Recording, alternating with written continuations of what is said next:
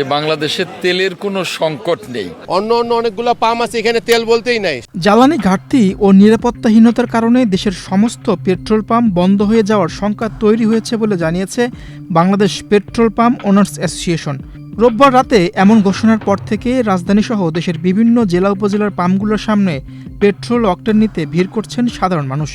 বিশেষ করে রাজধানীতে পেট্রোল অকটেনের জন্য রীতিমতো যুদ্ধ শুরু হয়ে গেছে বাইক চালকদের মধ্যে। তবে দেশে জ্বালানি তেলের সরবরাহ স্বাভাবিক আছে বলে স্বস্তির বার্তা দিয়েছেন জ্বালানি মন্ত্রী ইকবাল হাসান মাহমুদ টুকু। 12টা বাজে দাঁড়াইছি, এখানে 2টা 20 মিনিট বাজে, 2 ঘন্টা 20 মিনিট হয়ে গেছে এখনো কোনো সিরিয়ালে। তারপরে 300 টাকার তেল দিবে, 3 ঘন্টা দাঁড়ায় 300 টাকা তেল। 200-র বেশি সার্ভিস ও ফিচারে লেনদেনের সব বিকাশ অ্যাপে সম্ভব। খবরে তো শুনছি হেডলাইনে যে স্বাভাবিক হয়ে গেছে, এখানে তো আইসা বুঝতেছি যে স্বাভাবিক নাই। অন্য অনেকগুলো পাম্প আছে, এখানে তেল বলতেই নাই। শুধু আসাদ গেটে এখানে তেল আছে, এখানে আছে, তারপরে এখানে 300 টাকা দিবে। আর আপনার দেশে যে তেলের যে সংকট, শুধু বাইকার না, দেশ অচল হয়ে যাবে। সিএনজি চলবে না, বাস চলবে না, অ্যাম্বুলেন্স চলবে না। বিষয় এরকম না, আমাদের তো ভোগান্তি না রে ভাই, ভোগান্তি সবার, পুরো দেশের ভোগান্তি। সেই 12টা থেকে এখন পর্যন্ত এই রোদের মধ্যে দাঁড়ায় আছি, এখন পর্যন্ত তেল নিতে পারিনি। শুনতেছি 300 টাকা করে তেল দিচ্ছে। তো এই 300 টাকা তেল দিয়ে কি আমি কতদিন চলতে পারবো? আমি বাড়িতে যাইতে চাইছিলাম, কিন্তু এই তেলের সমস্যা দেখে বাড়িতেও যাইতে পারতেছি না, যে আমি এই যে ছুটি ঢাকায় কাটাইছি। মধ্যপ্রাচ্যের যুদ্ধ পরিস্থিতিকে ঘিরে দেশে জ্বালানি তেলের সংকট বা দাম বাড়তে পারে এমন আশঙ্কায় ভুগছেন প্রাইভেট কার ও মোটরসাইকেল চালকরা। ফলে গত কয়েক সপ্তাহ ধরে রাজধানীর বিভিন্ন ফিলিং স্টেশনে দিনরাত তেল কিনতে ভিড় করছেন সাধারণ মানুষ।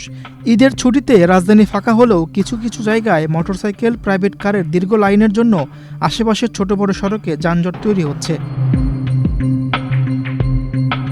মিরপুর, উত্তরা, ধানমন্ডি, শাহবাগ সহ বিভিন্ন পাম্পে তেল নেওয়ার জন্য পাম্পগুলোতে মোটরসাইকেল ও গাড়ির দীর্ঘ লাইন তৈরি হয়েছে।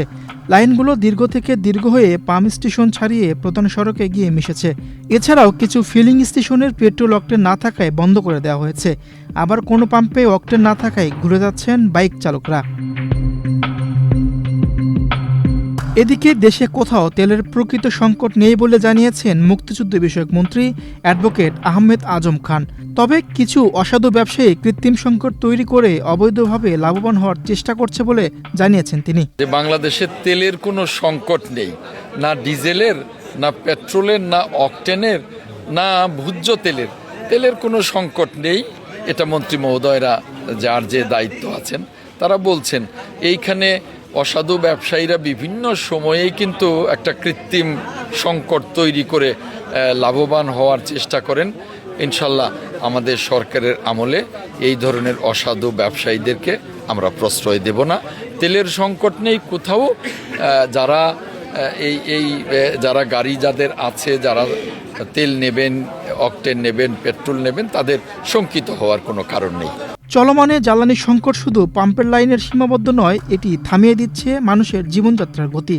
অফিসগামী থেকে শুরু করে দিনমজুর, অ্যাম্বুলেন্স চালক থেকে রাইড শেয়ার চালক, সবাই পড়েছেন চরম ভোগান্তিতে।